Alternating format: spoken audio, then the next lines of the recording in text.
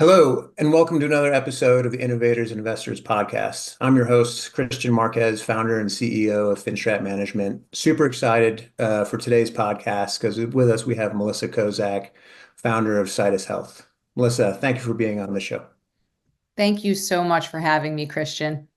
So our audience is in for a big treat today because it's not every day that we have a founder who's had a material successful exit, but let alone a female founder. And so our audience is in for a treat. And with that, Melissa, if we can kick things off with the idea behind Citus Health and what was the root inspiration?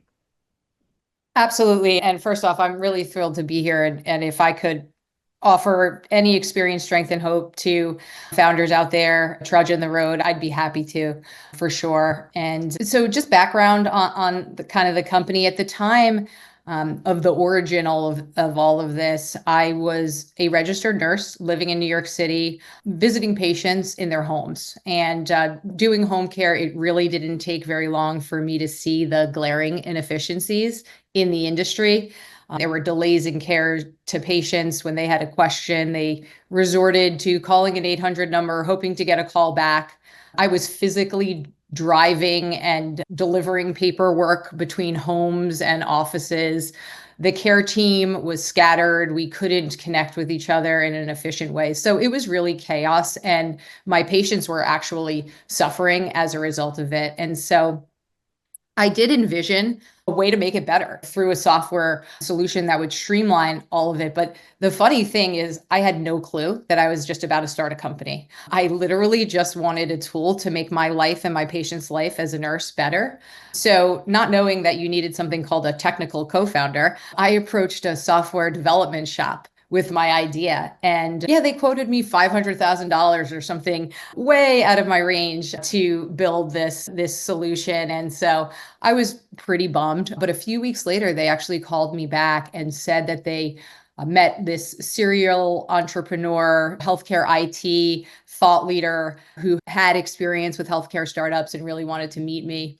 And that was Shahid, who ultimately became my co-founder. And when we met over the phone, it was like a rapid fire pitch session. I had no idea that's what it was going to be. He was asking me about market size, problem, all of those kinds of things. And all I know is later on, he tells the story as she had me at hello. We were a really good match because he had the tech expertise that I lacked. And I was a subject matter expert in home healthcare, right? So yeah, we started our journey. We bootstrapped the business. I handled marketing and sales in the beginning. He had connections with affordable developers. And we got to an MVP and launched at a trade show. And lo and behold, my colleagues in the industry confirmed that indeed the problems I was experiencing were experienced by them. And we were first to market. We got those few first early adopters, and this momentum started where one customer saw another customer purchase, and there was FOMO going on. And before we really started getting traction in the market. Important for other entrepreneurs listening to this is this idea of solving problems. And not only being able to identify them, but then being able to solve them. So it'd be great to hear how your background as a nurse informed your personal view on how to build a company, knowing that this was your first time. Yeah, I would say my background as a nurse informed the product side of things. Like I knew there was a problem. I knew that there was a need to solve some things there, but I did not have any experience in business. I had never started a company. I never took a finance class or an accounting class in my life. So I didn't have that. But what was amazing was having the subject matter expertise really carried me a long way and still does today. And what I mean by that is when I approached potential customers, they didn't need a business salesperson which I ultimately became and am for sure, but they didn't need that kind of person to approach them. They needed someone who walked in their own shoes, that knew what it was like to only have the phone to connect with each other, that knew what it was like for patients to be rehospitalized because they couldn't reach someone soon enough. And I built that credibility with the market. And that was I think a large driver of the success, if I had come in and I had a business background and I had started a company outside of this particular domain, I don't know if it would have been as successful. And I really have to just give a shout out to the early investors, right, who backed a nurse who had no business background. And I did go some of the traditional funding route where, it was early friends and family, then it was angels, and then it was VCs. And these angels wrote checks to Citus Health with before there was even a product in some cases, because they clearly saw something in me, because I was truly passionate about the problem that I was solving. I knew it was out there, and I knew there was nobody solving it in a way that worked for the market. And that was a huge piece of the puzzle. And today, I think there's a whole host of investors who have recognized the fact that being a subject matter expert in a segment is a material advantage. In fact, arguably is a necessity in order to be successful, something, especially if something is regulated as healthcare. And so with that, you close your first client, you have Mhm. you know what the issues are, but what was the experience of actually now validating the product relative to that first client's experience? Yeah, I will tell you that it was not all blue sky, and the road to success was far from smooth. Once we got to the MVP stage, we got a lot of rapid feedback from the market about, hey, yes, you're solving some of the right problems over here, but you really need to focus more. I thought that I was solving a problem just around patients getting support, but little did I know that there was even a bigger problem around care team coordination and streamlining some of those processes. So learning that, and also maybe it's different with other founders and other companies, but in my case, we're selling a product that is not fully baked yet. You're selling somewhat of a product and somewhat of an idea of a product. You are waking up to a bunch of emails about, hey, the product is breaking or it's not doing what it's supposed to do. And one thing that I did for a long time in the early years is get on the phone with all of those customers. I didn't care that my title was CEO. I literally answered the phone for a few years saying Citus Health support. I wanted to understand what their challenges were. And we started building out our roadmap based on the voice of the customer, which was hard to take in the beginning because, to your point, it's a highly regulated industry. It is very difficult in the healthcare arena to get a company who's concerned about data breaches and patients' health data and ever-changing reimbursement landscapes to actually write a check. That is a very hard thing to do. And then once they do and they are having challenges, I was just relentless about working to solve them. So very grateful to those early adopters who took a chance on a very early stage company who didn't have a track record, but had that innovative place inside of them where they wanted to try something new. And they really helped to shape the product. What I hear is that when you have a founder who cares and by consequence listens, it's extremely valuable. Because my also sense is that a lot of times founders think they need to get it 100% correct, not realizing that there's such a thing as good enough, and then iterating as you receive feedback. And so hearing that was the case, I think it's a great validation that you don't always have to know everything, but to be willing to and open to make changes as you learn. Oh, come on. In the early days, Kristian, I didn't know what I was doing with so many things. I remember sitting in front of VC investors when I was not yet ready to take on VC money. And they're asking me to walk them through a pro forma. And I didn't even know what a pro forma was, let alone how to justify numbers on a spreadsheet. Being a founder, you have to learn quickly and you have to learn several different areas very quickly as the plane is flying 500 miles an hour. So yeah, you're right. Whether it's the product not being perfect or you as the founder not being an expert yet in HR or finance or sales, it doesn't matter. Just start where you are. And if you're curious and hungry to learn and can tolerate a lot of blows, because there are, right, but you get back up, you can do it. And I really do credit my co-founder Shahid Shah teaching me a lot about that iterative process with product management early on and getting to that MVP, not building all the bells and whistles, because the bells and whistles are not going to look so shiny to the person using it. Credit to Shahid, 100% agreed. Yeah. And so that's actually a great pivot into fundraising and investor relations. What was your experience like raising capital? What worked and what were the challenges? I think what worked was having fantastic traction. Sales speaks volumes. And so in the early part of the fundraising, what really worked was that grit. And like I said, people believing in me, believing that this nurse had a really good idea. And it wasn't so much based on a financial performance or sales performance of the business, because it was more angel focused fundraising. But as it got into the VC stage, it was really about, first of all, making sure that I had a good CFO on board to help raise money and help out with that process. And also having good sales. And we were growing, and our numbers and our metrics looked really good. And in our last round of fundraising before our exit, I'm humbled and happy to say it was somewhat of an oversubscribed round, because I think the investors saw the traction here. And I think what they really liked was we were solving a very real problem in a very niche market that many people didn't really know about. We were first to market. And we also, at that point, I had assembled a team behind me that were also operational and clinical experts in the field that we were selling into. And they believed in that team. And that was just a recipe for a very excited set of investors. And so with that, as you reflect back on the journey, how do you, all things being equal, how do you now think about investors and ensuring there's alignment between your vision and theirs?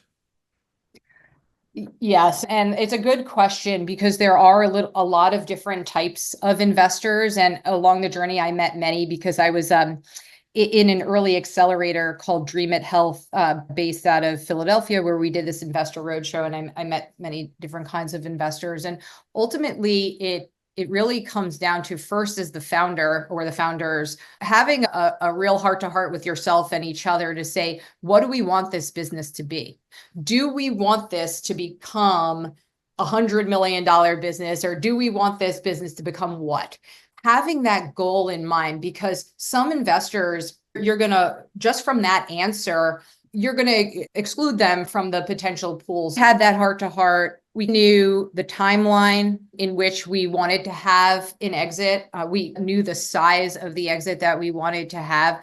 And with that, we were really looking at an investor who fit that profile, who was very founder friendly, who believed in what we were doing. We weren't looking for investors who wanted the unicorns, because that wasn't us. We were a good exit, but we were no unicorn. And so I think both sides have to look at, is this a right match? Because there are going to be some hard conversations. There's going to be board meetings. There's going to be that thing on the deck that was supposed to be that major piece of traction that falls through. And you're going to have to talk to that investor and say, look, I know I've been talking about this thing for 2 quarters. It's not happening anymore. And I have to pivot and figure out the next thing. And those are really hard conversations, unless you have a very collaborative team of investors behind you. Yeah, and, I think there's a really, it's great to hear you say that, because I encourage all founders who are listening to this to appreciate that nobody gets everything right.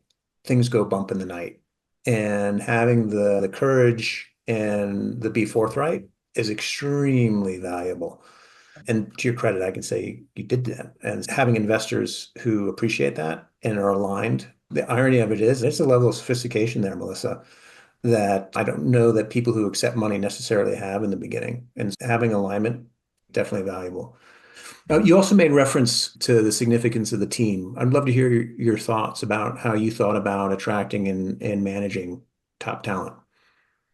Absolutely. Most things early on in Citus Health, I didn't realize that I was attracting talent at first. And let me give you an example.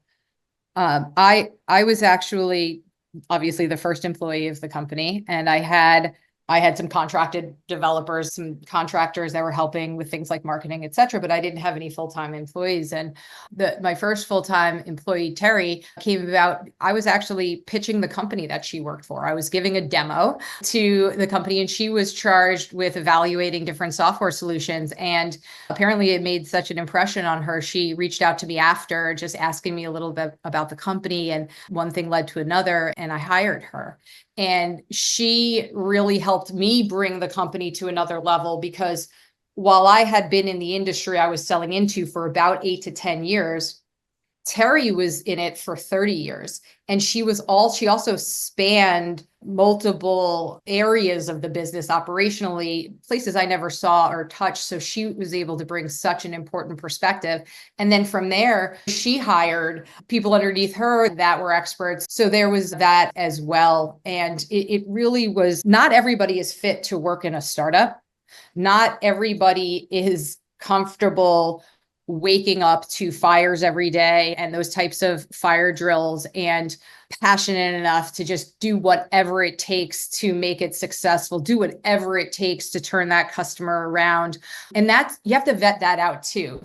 I made hiring mistakes in the beginning, hiring people that thought that they would want to work for a startup, but realized, oh, I don't really want to do those 7 things that I wouldn't have to do if I worked for a huge corporation. And I would say to the prospects, hey, I still do demos, right? Which was a way of saying, I still sweep the floors. I'm the CEO and I still sweep the floors. You're going to sweep the floors too. And so you have to get people that will sweep the floors and do it with a smile on their face and wake up every day wanting to get it done. It'd be great to see someone do a study whether or not there was a correlation between being humble and success. And I bet you we find out that there is. That's Yes. great. Um, Important leadership lessons that you learned while building Citus. I would say that a key is that I didn't know everything. I knew some things, but there was so much in leadership that was absolutely new to me, and I had to ask for help.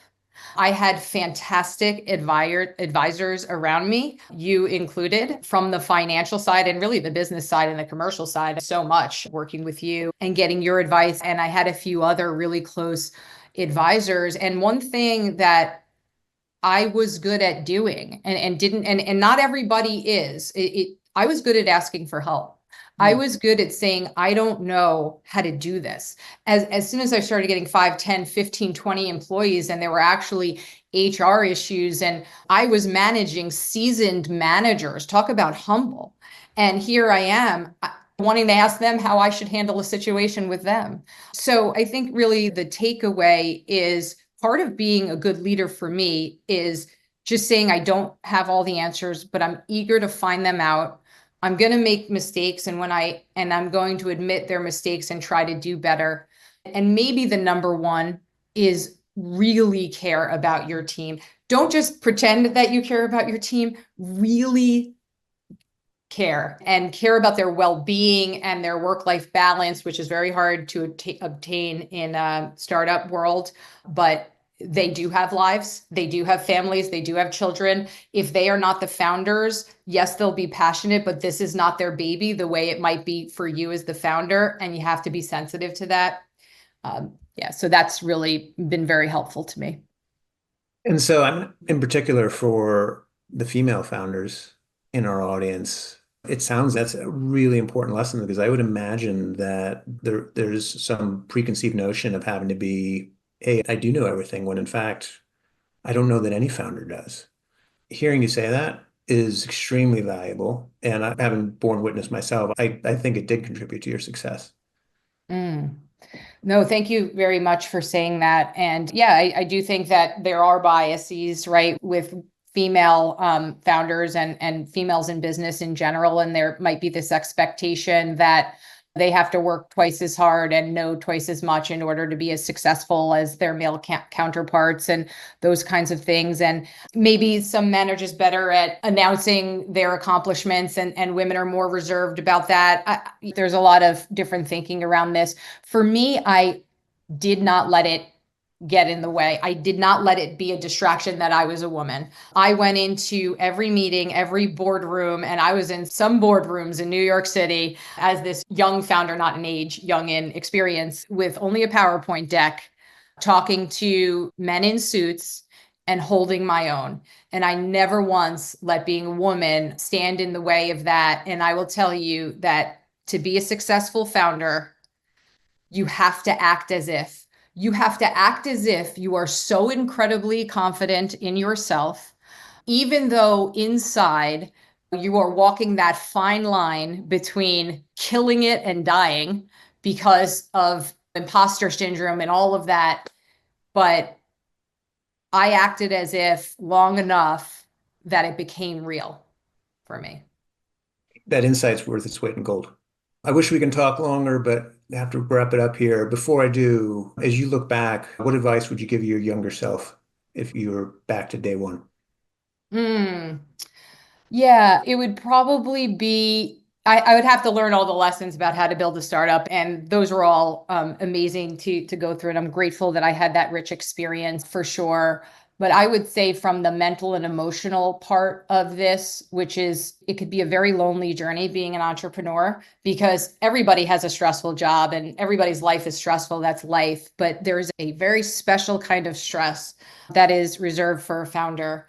And even your spouse can't truly know what that is like. So I think I would tell her, you're going to make it. It's going to be okay. If you just put one foot in front of the other and do the next right action a day at a time, this is going to end up a winner. And you can rest now. So it was really more about that mental, emotional piece for me.